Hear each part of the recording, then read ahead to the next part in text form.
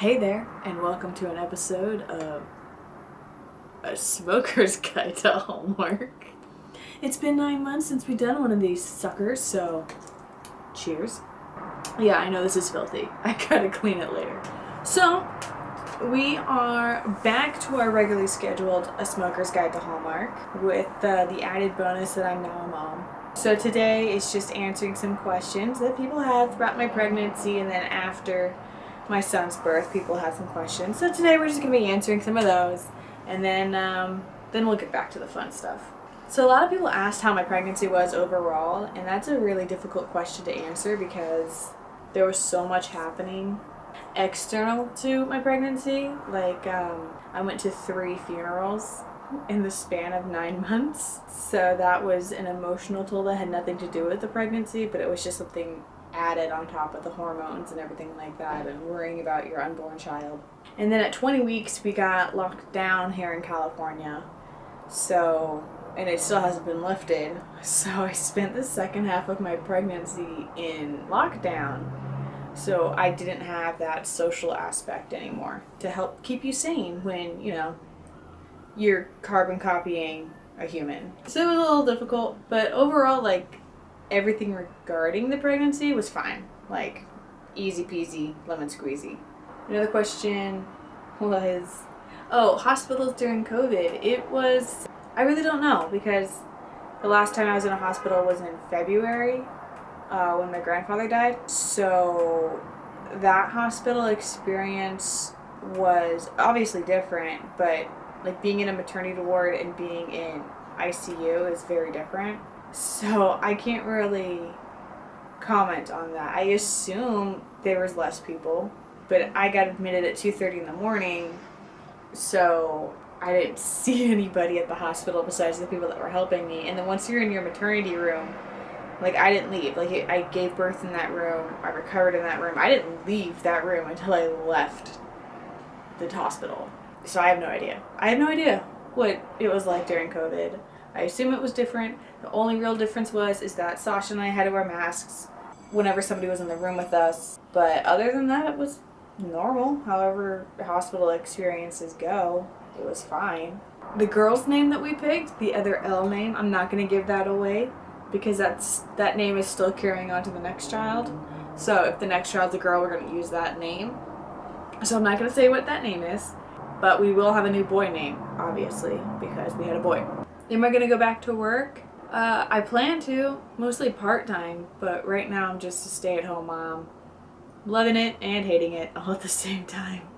It's hard, and Sasha's working about 14-hour days right now to, you know, it's feast or famine when it comes to his jobs, and especially during COVID. So, yeah, we're just powering through it. I go to my parents a lot so that I'm not alone taking care of Landon, but there are days where I'm taking care of him for 14 hours by myself, and it is what it is. It's hard, but you do it. Is the baby sleeping through the night? Yeah, he is. We can get about 7 hours if we're lucky at a time, but that's kind of hit and miss. The name we picked for our boy is Landon. So his name is Landon. He's a little cutie. So he's actually named after the football player or soccer player, Landon Donovan. And so yes, we did name our son after a soccer player. Sasha and I love soccer so much. I'm happy. I'm a happy mom. That's good, because Landon deserves a happy mom. But the birth story, as I was getting back to, Thursday I had a doctor's appointment, and he said, yeah, it could be anywhere between 24 to 48 hours at that point. And I didn't know if that meant 24 to 48 hours I'd be going into labor or I'd have a baby. So we were kind of confused, and we didn't really know what to do, but we were ready. Like, we had the bags packed, we had the plan down, we knew what was going on. And I think Sasha went to work that day too. Yeah, he actually went to work, so he didn't get home until 9. Yeah, he didn't get home till 9. And he did something, he like pissed me off. Like, he wanted to go play video games, and I didn't like that he wanted to go play video games. Whatever. The video game thing is important to the story. So I started having contractions around 10 p.m. like every 15-20 minutes. Nothing bad, just uncomfortable. And I was trying to go to bed. And Sasha came to bed around 1 a.m. And he didn't believe me when I said I was having contractions since 10, because I didn't tell him, because I was mad at him. So I was like, screw it. You can miss out on this part. And he's like, okay, maybe you should go take a shower to calm your back down. Maybe it's false labor, because we thought it was false labor. Because they were 15 to 20 minutes apart, and then all of a sudden they were 2 to 3 minutes apart. Like, that, I'm not even joking. Like, it was 20, 20, 20, 20, 2, 2, 2, 2, 2. It, like, was crazy. So I did that, because if it was false labor, I don't really want to call the doctor. I don't want to go to my parents' house. Like, I just wanted to go to sleep. It just kept getting worse, and the contractions kept getting more intense, and they never lasted a minute. So our doctor said to go to the hospital when the contractions are 4 minutes apart, lasting for a minute, and they were consistently for an hour. So we're like, if they're 2 minutes apart and lasting 30 seconds, what does that mean? You know? And it was only for like 30 minutes that had been going on. So we made the decision to go to my parents' house. The plan was for me to go to my parents' house in Poway, because it's closer to the hospital, and labor there until we go to the hospital. So we called my doctor, and he's like, no, you need to go to the hospital. So we went to my parents' house, and we were there for like 5 minutes, 10 maybe. Enough time for me to drop off Milo, Mom to braid my hair, because she really, for some reason, wanted to braid my hair, and for Sasha to make himself a cup of coffee. That was it. That's all the time we had. And then we get to the hospital, and we had to go through the emergency room because it was late at night, 2:30 in the morning, almost. Yeah, so I'm admitted, and I was like, okay, I'm on an epidural. They're like, you're like 3 centimeters dilated, so we're getting there, we're good. It's like, okay, cool. And they're like, okay, so the anesthesiologist will be on the way to give you your epidural. Phenomenal, awesome.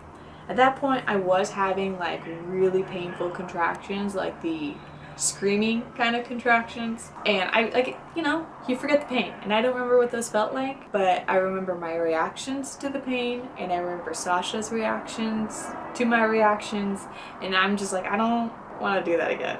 That was not fun. But the reason the anesthesiologist couldn't get there right away is because there was an emergency C-section, and they said they could take up to an hour and a half. I was like, fuck, I'm not waiting an hour and a half. And they're like, okay, we can give you fentanyl. And for those of you that don't know what fentanyl is, it is the medical grade heroin. So it was fun. I can see why people get addicted to fentanyl and heroin. It was a trip for sure. And after not being high at all for 9 months and getting a dose of fentanyl, it was wild. And the fentanyl only lasts an hour, and you can only get 1 dose of fentanyl every 2 hours. So I had to deal with another hour. So I had an hour of the fentanyl, and then it wore off, and then I was like, okay, so I can't have another one for another hour. At that point, they said that the anesthesiologist was on her way, they're going to be there any minute. Fentanyl wears off. It's about 30 minutes after the fentanyl is worn off. I'm having the crazy contractions again. And then they come in and saying, I'm so sorry, but the anesthesiologist got caught up with some paperwork that she has to file right now. It's going to be about another 30 minutes. And I was like, fuck. Okay. So the anesthesiologist gets in the room. She apologized, and I said, it's fine. Like, you're doing your job. It's okay. Like, you don't need to apologize. You're doing your job. This just sucks, the situation that I'm in. So, for those of you who have not given birth, let me describe what getting an epidural is like. So getting an epidural, you have to sit on the edge of the bed, spread your legs apart as wide as you can, and lean forward, because that drops the baby down. So I have this sweet nurse, Claire, who's holding my hands. I'm having these back contractions. I'm screaming. Then the anesthesiologist says, you need to hold absolutely still. Cannot move, because it needs to go into your, the sheath of the spinal cord, you know? So if you move, I could miss and could cause damage. So it's risky until she gets the needle in. Then it's not risky. Once she gets it in place, you're fine. So even if you're having a contraction, you can't move. Know this going into it. You're like, you have to stay still for like 2 minutes. So praying that those 2 minutes are between the contractions I'm having. Fortunately, didn't happen that way. Had a contraction in the middle of it, and that was very hard to stay still through. Sasha said that it was pretty high. Like, you can see the contractions on the monitor when you're hooked up. And he said it was a pretty big one. At that point, the epidural had hit the spot, and she was just taping it up, so I was getting the drugs administered at that point, which was great. Once the epidural was in, I was fine, you know? It was great. I took a 2-hour nap in labor. So at that point, it was 7:30 in the morning. They said, okay, you need to, you know, sleep as much as you can, and we'll just keep checking on you. You know, it seems like you're going to be a little further away from labor. So we slept for about 2 hours. They checked me again. I was 5 centimeters dilated. Now it's like 10 o'clock in the morning. And they were like, okay, so the second half of getting to the 10 centimeters to be dilated enough to give birth is usually faster than the first half of labor, but they can't be too sure. But they're like, anytime now, we could start. So at that point I was like, okay, I'm gonna just start sleeping as much as I can because I know that it's gonna be long and hard after this. Like I'm gonna have to be working nonstop after I start. So I started having contractions every 3 minutes consistently, 3, 3, 3, 3, 3. But I was able to sleep, and they're getting more intense. So what I did is I started sleeping in between contractions. So I'd wake up, feel the contraction happen, go back to sleep for 3 minutes. And Sasha was there. He saw me just knock out for 3 minutes. Wake up, have a contraction, go back to sleep. Knocked out. That happened, that was good 2 hours until about 1 o'clock. They said I could start pushing, so I did, and it was just me, Sasha, and a nurse, and that was it. That was everybody in the room when I started pushing. But Sasha did amazing. He was there holding my legs up. He was there helping any way he possibly could, and at one point he was the nurse and him were holding my legs, one on each side holding a leg, and then at one point the nurse had to step away and do something, so he was the one that got special shot. His son coming out took about an hour and a half.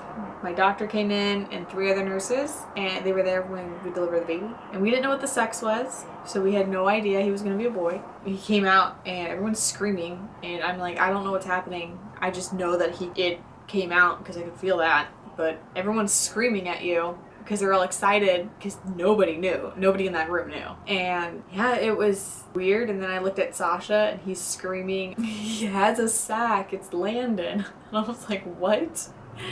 It's Landon. So that's how I knew it was a boy when he said it was Landon. And it was cool. It was weird, but it was so surreal, and it was good. And then after that, doing great in all his tests. Hated getting his blood drawn, but yeah, now he's just a little chunksters, little 9 pounds. Almost 5 weeks old. That's the birth story, and that's what's going on with little Landon. But from here on out, we're going to be doing some Smoker Guide to Hallmark's movies.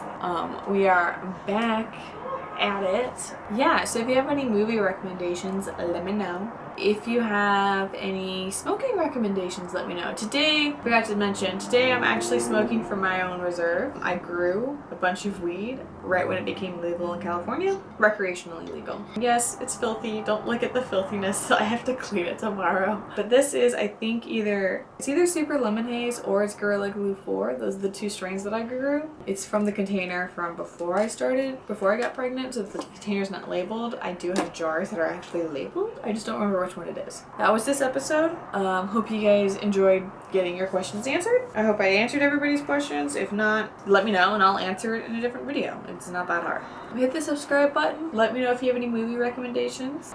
Stick around, stay tuned, do whatever the fuck you want to do. I don't care. But always stay stoned. Bye.